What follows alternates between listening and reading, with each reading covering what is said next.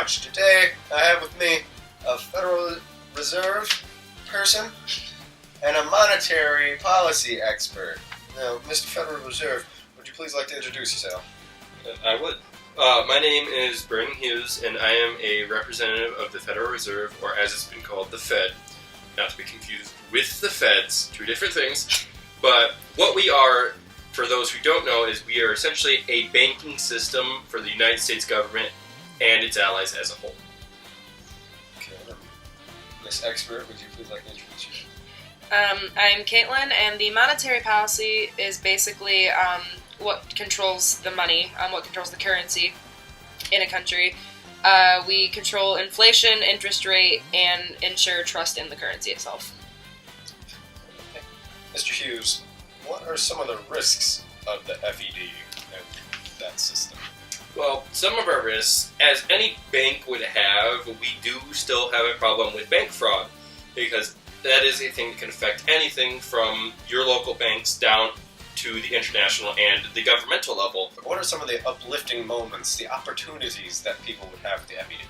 Well, some of the uplifting moments, as you stated, that we do is we help out a lot when natural disasters come through. Now, we are not in a physical form of help. What we do, we provide financial aid for both the area that was affected and for organization, nonprofit and non-governmental organizations that are going in. Mr. Zine, what are some of the risks of the monetary policy? And we can't direct the spending to particular uses, so you can't spend all of it on a certain thing if we need it for more than one thing. So spending issues, spending it in wasteful ways. What are some of the opportunities and uplifting moments of this monetary policy? The two biggest ones, the FED is theoretically insulated from the political process, so they're kind of their own entity, so we control, again, the spending and the inflation rate and everything, so we're kind of our own thing. And then monetary policy can lead to deprecating currency, and that can stimulate exports, so we control a lot of the exports, and that can make a lot of money for countries. Thank you. We're going to cut to a commercial break here.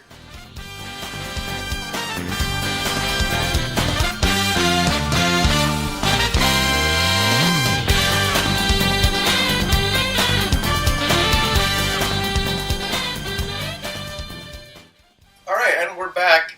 Now, our first question for this break is, how is our banking involved with our allies? We'll start with Mr. Hughes.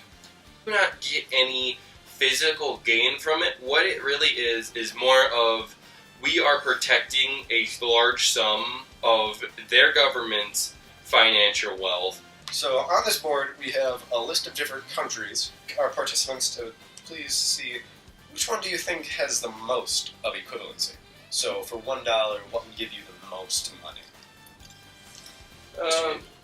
Well, knowing a bit about prices, I would have to say Japanese yen.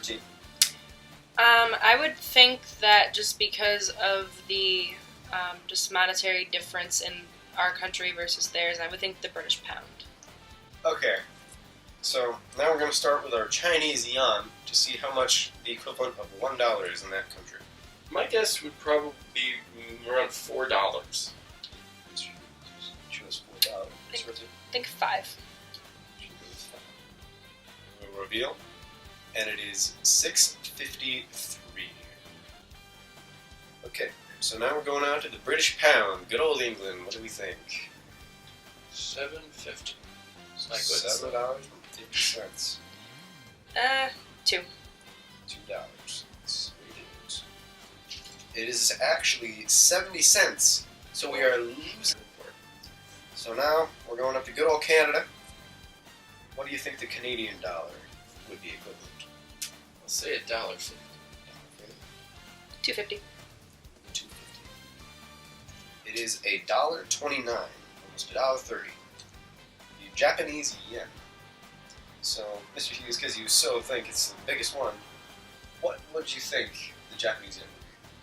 I'll say 100. 1,600. 1,600. Big jump, sir. We have $109.09. And now we're going to our Italian lira. We're going to get some pasta. How much do you think that's going to cost? Say 675, my good son. 675. Take a pie for 520. Let's take a look.